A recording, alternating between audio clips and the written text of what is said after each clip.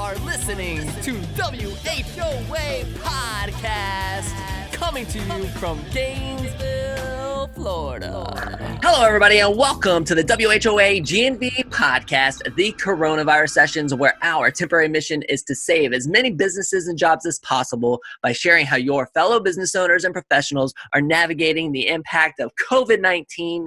I am your host, Collin Austin, and my co-host is Michael Dees. What's going on, man? Good morning. Hey, so did I surprise you with that Kiss 105.3 ad? I was driving in this morning and I just hear like, oh, a TikTok promotion. That sounds pretty cool. Sponsored by New Scooters for Less. I was like, wow, I don't even know what's going on in my own company. Did you know that we had one for the podcast too? No, I haven't heard that yet until you just told me. Did you listen to it? I sent it to you. No, not yet. Okay. Well, listen to it. It's pretty cool. Back to the old days. What's that? I said back to the old days of the Kiss 105 spots. I love it. Man. Yeah. So, guys, we're going to jump into the show. But before we do, of course, we got to thank our incredible sponsors. Jorge and the team at The Best Restoration. You guys, business is opening back up. Thank you, Lord. And The Best Restoration is cranking to help businesses get back up and operating. Deeply cleaned and highly sanitized businesses are the new norm. That's like the key for the words of 2020, the new norm. Your customers are going to want to walk into a business that they know is safe. Make sure you call the best restoration, and let them help you keep your business top notch. There isn't anything that these guys can't handle. Be sure to give them a shout out at 352-505-3321. That's 352-505-3321, or visit them at thebestrestoration.com. They got all sorts of stuff to keep your business super sanitized, man. That's so cool. So super glad to have those guys as a sponsor. Yeah, thank you so much to The Best Restoration, and also to Gainesville Harley. Guys, it's getting hotter out there. You're still a little stir crazy from quarantine. Maybe you've been locked up with family too long and you need to get away. Huh? Yeah. Well, if you didn't know this, Gainesville Harley Davidson does rentals. If you have a motorcycle license and want to experience and feel the iconic rumble of a Harley Davidson yourself, Gainesville Harley has a rental fleet that is ready for you. You can take 2 or 3 wheels for a spin anywhere for a day or up to a week. You can check them out at 4125 Northwest 97th Boulevard, or give them a call at 352-331-6363. And Kevin M. and the team at Gainesville Harley will hook you up, baby. You know everybody's stir crazy, man. You can do plenty of social distancing on a Harley. You know what I mean? You can do a lot, and it's like the best, like fun, liberating kind of social distancing. Yeah, man. Gosh. Just makes me want I'm all locked in this small room and get out. I go get a Harley, man. Get out and ride. That's right. You guys, let's get into today's show. Today on the show, we have Layne of Layne Performance. Andrew, welcome to our show, man. Hey guys, thanks for having me. Yeah, we're excited to have you. Why don't you let's just dive right in, and first, before we kind of talk about how the coronavirus has impacted you, let's kind of hear about what it is that you do. Like, what is your business, where you guys located, and just kind of educate our audience a little bit. Yeah, sure. So I'm the owner of Layne Performance. We're at 140 Northwest 6th Street, so we're right by downtown, in between campus and downtown, right off University Avenue. Just moved this new location and pretty much quadrupled my size back in January, which was perfect timing because we got shut down a few months later. But I did my PhD here at UF through the Applied Physiology Kinesiology department, but I did a lot of my research through the aging department. And I also have a background in sport performance. So I was, throughout my PhD, coaching weightlifters, which is a specific barbell sport that we participate in. And when I graduated, I thought about doing a postdoc, and I'd been wanting to open a gym for a long time. I already had that support group here with my weightlifting club, and I wanted to keep working with them, so I decided to go for it. Cool, man. How long have you had the business?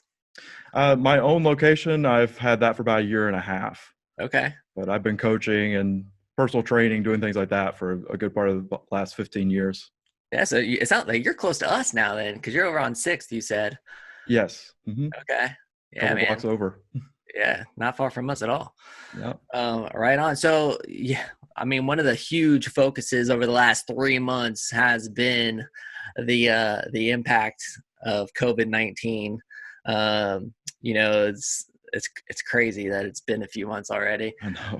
And I can't imagine like getting into a new location and then having everything just kind of stop and really like you guys as gyms were told like no people inside whatsoever, right? Mm-hmm. So I mean, why don't you talk to us a little bit about that initial impact, some of the things that were going through your head, at the beginning of March when all this stuff was starting to go down. Yeah. And it was a pretty frustrating situation. And I kind of realized probably a week or two before the actual shutdown that something was up and this was going to be different. And so I started changing some policies pretty quickly. I cater to a lot of students, but also my other demographic is older people. And so they wanted to feel comfortable coming to the gym. So I had to adjust hours, make sure that we didn't have, a lot of gyms will call open gym where people are coming in and out as they please. And I wanted to have my older adults, when they had a personal training session going on, they could have the space to themselves. And we instituted some new cleaning policies and things like that. But then with the shutdown, it was tough because I had, of course, increased my costs a lot moving to a new location and put a lot of money into equipment and things, and had really started to pick up momentum. And this wiped it out pretty much. So we had to readjust. I kind of have also felt that the fitness industry is moving more toward online, and people are putting out apps and videos, and personal training is a little bit more difficult because now you can just go online and find good workouts and things to do. So I knew that was coming, and I've been thinking about that, but I thought I had 5 or 10 years before we got there. And this has accelerated that. So I've learned how to use Zoom and do classes online and personal training sessions online, and just kind of figured it out as I went through that. And otherwise, I tried to keep myself busy. I've started my own podcast. I've started doing some YouTube videos. I knew I needed to do some of that. This has given me time to focus on it. But it's been tough. It's been difficult. Yeah, that's kind of been a common theme, right, Mike? Like, I mean, I even remember Darren Cook talking about, this stuff was already going to happen. And I think we've had other people, like, everybody's like, this stuff was already going to happen. It's just like, everything's just been accelerated. The great, like where you're talking about like thought I had some time, 5 or 10 years. It's like this thing has just accelerated everything that was going to happen for businesses eventually, right? Mm-hmm. So that's been super interesting.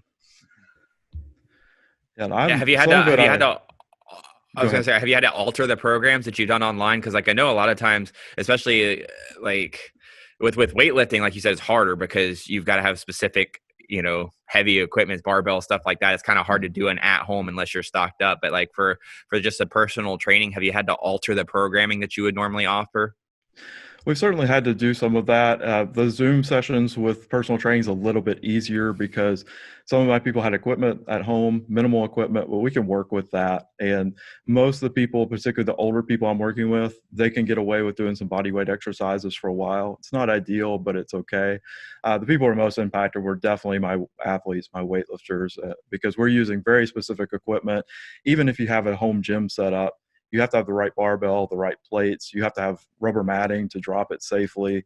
So there's a lot of considerations there. So we had to really focus on just working on skills, some jumping and other things that they don't do a whole lot of, but are related to the sport. And so we worked around it as best we could, but man, they're hurting right now coming back into it after a couple months off. Everyone's kind of limping around sore. So you're watching people hammer curl with like their groceries and stuff like that, just anything they can find. We had vacuum cleaners. So one of the scariest ones I saw is we were doing some jumps, and I said, "Okay, you need an ice box or something that you can jump off safely." And someone pulled a step ladder into their frame. And I went, let's try something a little different. But yeah, we found ways to do it. We had logs, tree stumps, just anything lying around. Kids, children. Yeah, kids, right? Yeah, that worked too. So you do what you can. That's funny. So, I mean, when you were, getting this new location established, you said you had moved it from a smaller location. Yes.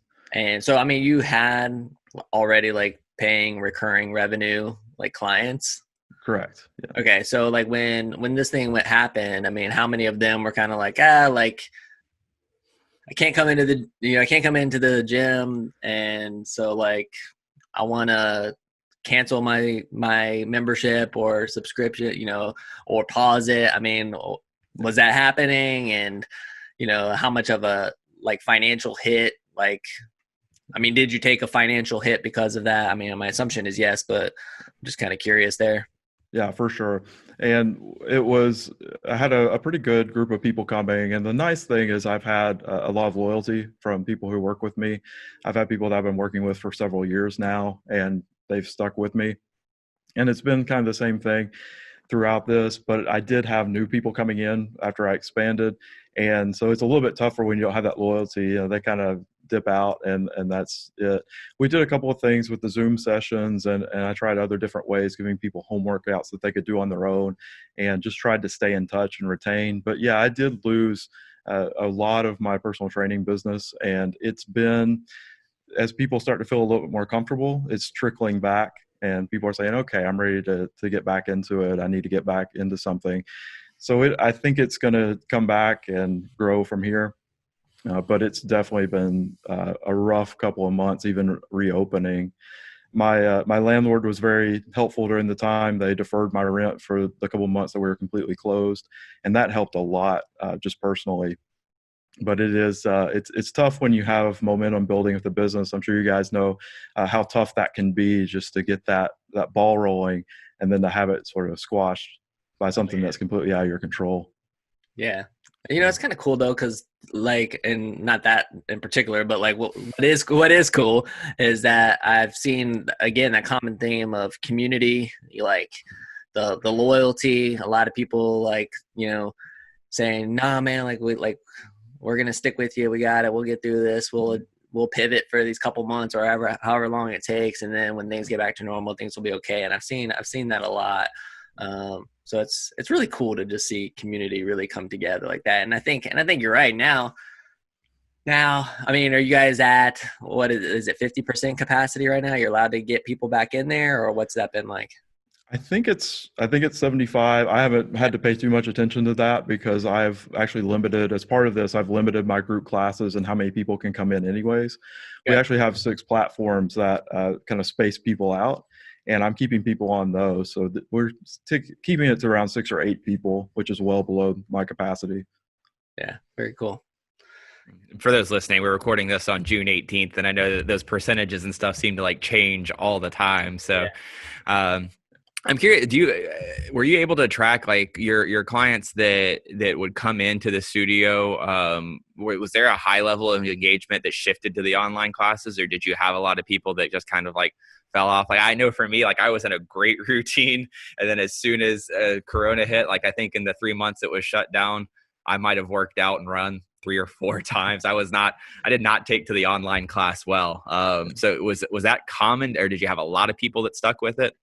It was interesting. What I saw initially was everyone kind of dropped out, and I lost contact with some people. And I'm trying to text and say, "Hi, how you doing?" Or I sent out group workouts or home workouts pretty much as soon as I could. And it was after a couple of weeks that people actually started coming to the Zoom sessions, and that I think people realized that, hey, this isn't just going to be a week or two. This is going to be a significant amount of time, and they started actually participating. All right.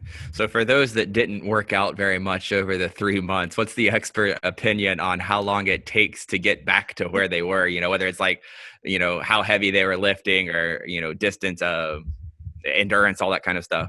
This is something Mike is very genuinely concerned about, because just so you know, I just know I'm not hitting the numbers I used to. I need to know how long. I don't want to be stupid about it. But this has come up more than once, and he is genuinely concerned about getting back into the routine, right?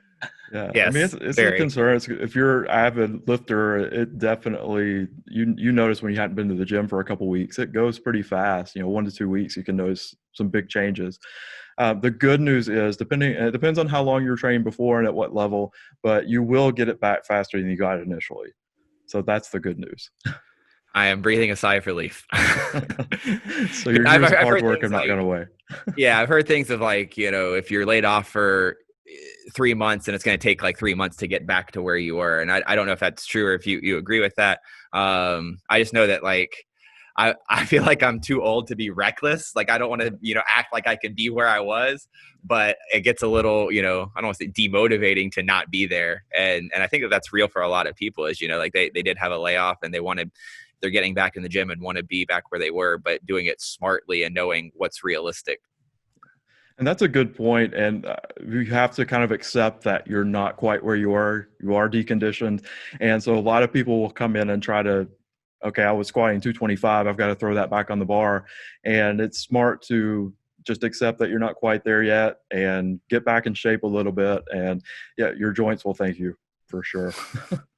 And then you have me, who was like sick for 2 months and couldn't do anything. And then I get healthy, and then I get injured playing capture the flag with the kids, thinking that I'm still 21 years old and can run around like I'm master, but can't.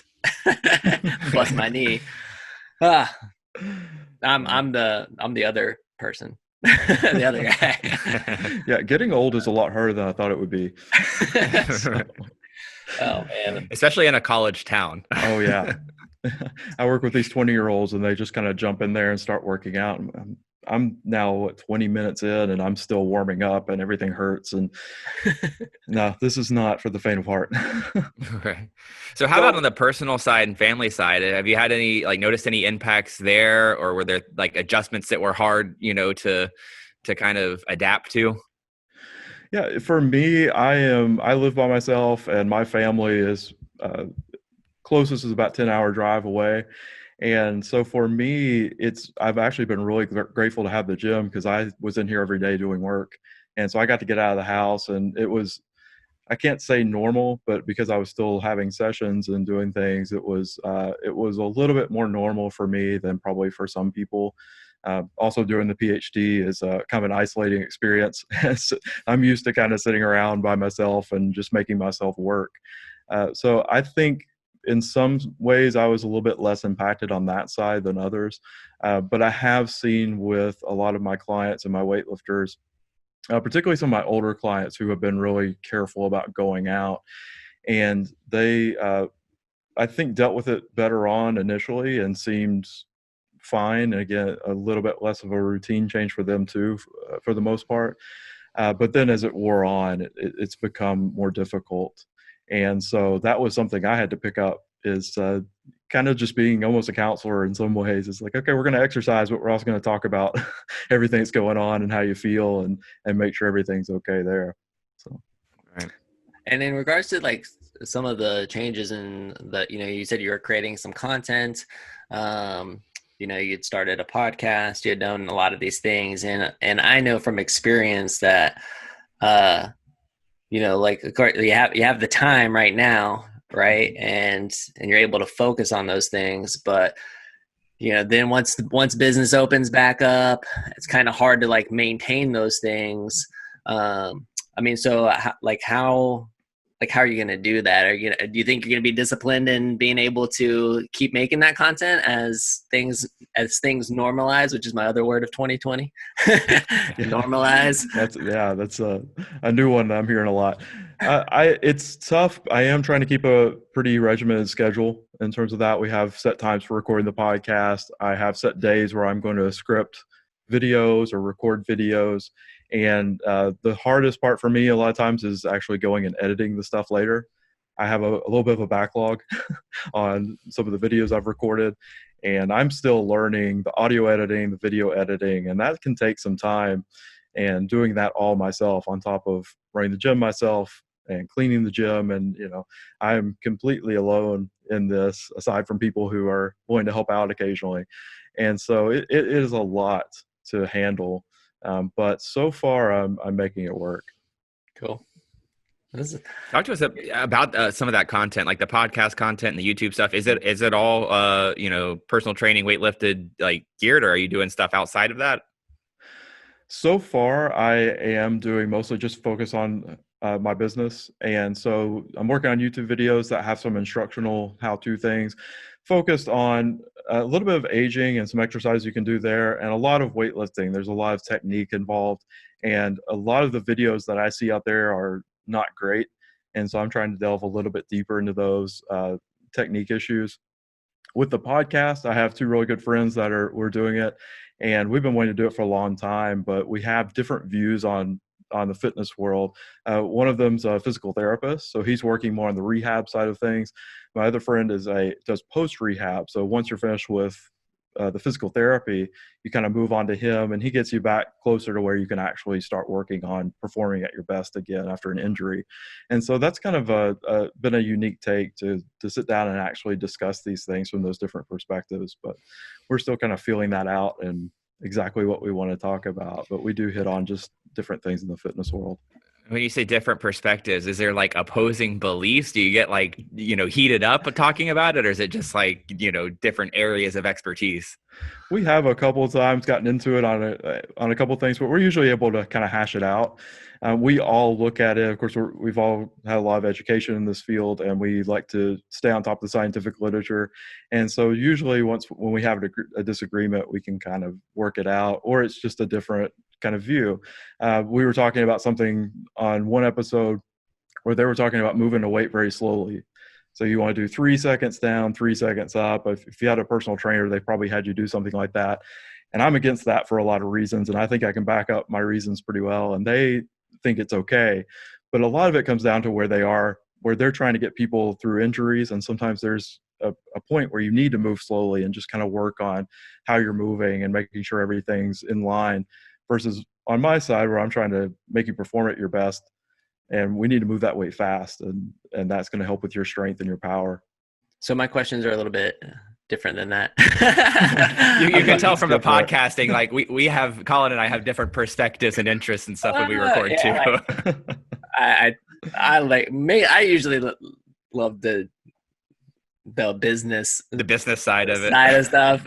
Mike can get very like into the statistical and into the techniques and crafts, and I love that. I mean, that's why I think a lot of people love our show. For me, it sounds like everything's gonna be smooth. You're gonna be able to make it through this thing. I mean, is it like where do you guys stand kind of like right now? I am definitely keeping an eye on the numbers, and I am a little concerned about another shutdown. I don't know what that would look like. We're also, because of how my business is, we're trying to kind of keep it on people's minds that we do run a little bit differently. So when you classify all businesses as a gym, which we do through SunBiz, and then they just kind of blanket shut that down, that's tough because we're not the same as one of these big box gyms where people just come in and out. And so, I'm trying to kind of keep an eye on that. But I think it's going to be okay. It's trickling back. It's going to be a difficult year, it looks like, compared to what I thought back in February. Yeah. But, I think we'll get through this time and just continue to grow. Yeah, we brought that up a couple times. It's like everybody had these like massive goals for 2020, and then you get 2 months in, you're like, yeah, we got one goal this year, everybody. We just need to survive. Yeah, keep the doors open. That's my goal right now. Doors open, make it through. I feel that, man. So I mean, what's one thing that you're missing personally? Is there like a restaurant in town or going out and doing something? Is there something like that you haven't been able to like really do the last 3 months because of this whole thing? And what would that thing be? I think it's mostly just getting out of town. I'm not much of a traveler, but I had made it a point before all this started just to get out of town for a day or two every little bit, just start to see a little bit more of what's going on in Florida and just some of the close by places. Because I've been here 7 or 8 years, and I feel like I've barely seen much outside of Gainesville. And so I was kind of working on that. And I just don't feel really comfortable traveling right now. And so it'd be nice to get back to that and kind of be outside and enjoy a little bit different scenery. I feel that. And I mean, dude, like, what is your gut? I mean, Mike, this question's for you too. Like, what does your gut instinct tell you about, another shutdown? You want to first, Andrew? Okay, I'll go. It's interesting because, there's a lot of talk of that, like I said, we're recording on June 18th and cases are back on the rise. And some people will say it's because they're testing more, all that kind of stuff. But what we're missing now is the the federal megaphone. I think right now it's a little Wild West. The states and local governments are kind of handling it themselves.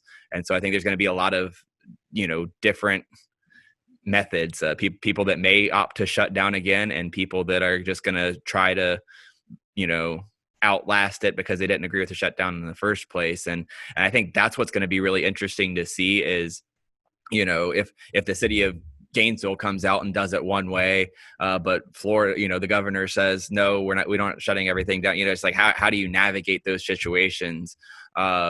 Personally, do I feel like it's going to happen? Do I feel like we're going to get shut down like it was before? Something in my gut tells me it's not going to happen, but it's just, it's a gut feeling. I don't know. I wouldn't be shocked if it did, but something in my gut's telling me it won't. Yeah. We were talking about this a couple of days ago in the gym, and someone brought up a good point here. They said, well, Trump and the convention will be in August, and DeSantis wouldn't dare shut us down again before that. So maybe that buys us a little bit of protection there. But I'm kind of in that boat where I feel like they might have to do something again, but I'm not sure it'll look the same as the first time. I think people will be pretty intolerant of that. And so really, I'm just trying to hold on and see what happens. Yeah. What do you think, Collin? Man, I don't know. It's funny because like when you kind of bring up the political nature of it, right? It's kind of like a lot of it just might have to do with that. It might ultimately, you would have to think that this virus is going to get worse, in the colder months, right? Like November, well, and I probably won't even take that long, but you're already talking about the cases rising, but you're talking about November, December. Well, like it could be completely dependent on who's in office, among, when the election starts coming, which is interesting. So, yeah, I don't know. My gut instinct is that things will stay open. As a business owner, I hope they stay open. However, I think we need, obviously this has been a concern, and we need to continuously, be concerned about our customers, our teams, and make the calls that are necessary to keep them safe. And I'm fine with that kind of happening on a case by case basis. I think one of the things when this stuff really started going down, one of the things that I said was that we need to have a lot more empathy for each other. I don't know the situation that Andrew is in with his business. He doesn't necessarily know all the details in the situation I'm in with my business. And I think it's difficult to judge. Like, I couldn't judge Andrew for staying open if I felt like, I can't believe he's staying open, he needs to close, like he's putting people at risk. Like, no, like you don't know anything about his situation. Sometimes like we need to keep the doors open. I can tell you right now, we need to keep the doors open on a lot of businesses. So, if Andrew made the call to stay open, and I'm telling you right now, we'd make the call to stay open. If we had the option, New Scooters for us to stay open. So I'm just letting everybody know that right now.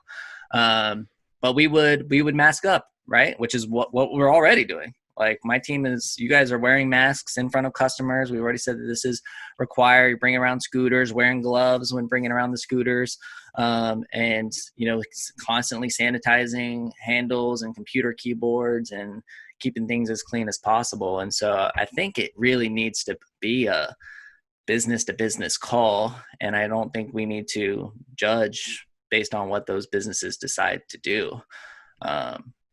That's my long-winded opinion.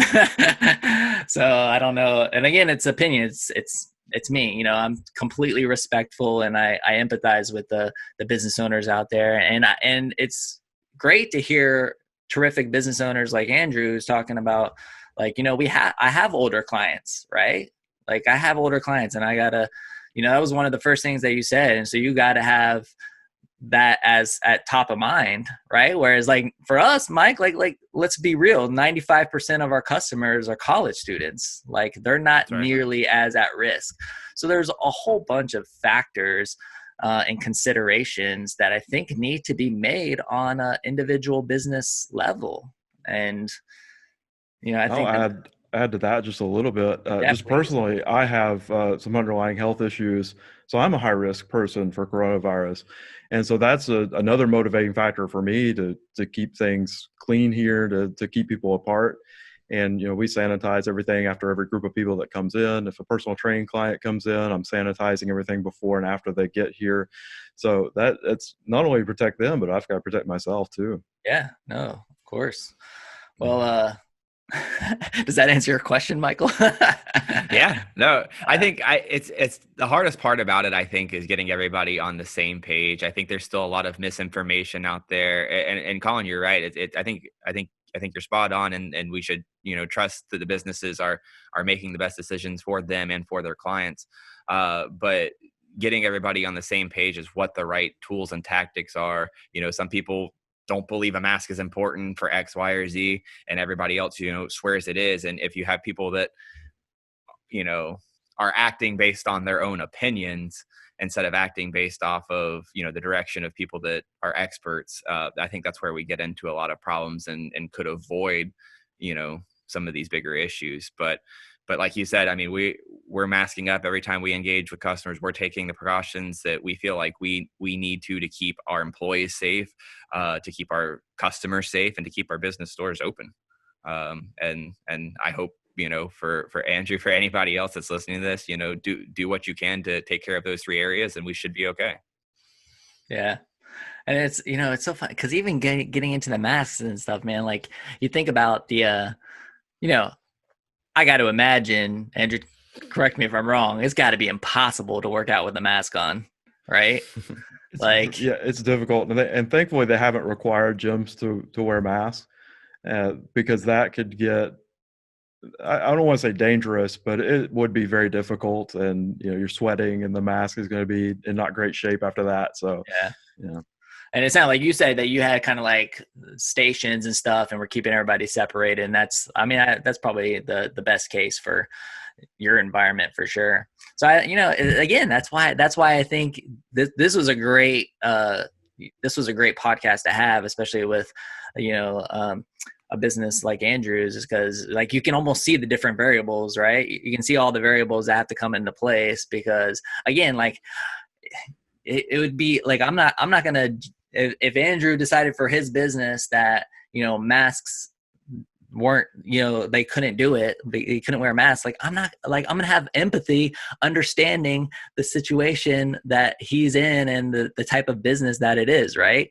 And then I'm looking at our business and the fact that we, you think about our showroom, Mike, it's like, it's small, it's tight, like we don't have huge ceilings in there, and like, you know what I mean? So it's like, all right, like in this kind of environment, I want to make sure that we're able to maintain that 6 feet and have masks. And so like that just goes further to proving my point of, I think it needs to be made on a business to business, the businesses themselves need to make the decisions and make the calls that are right for their team and their customers. So I will say it's interesting, and I feel like Andrew's probably on the same page. I mean, you're tasked with keeping your clients actually physically safe, and we are as well.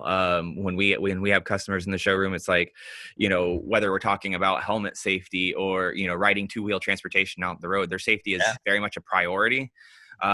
So because that's the natural lens for us to look through, it's easier, I think, to keep our customers, health and safety at the top of, what we do.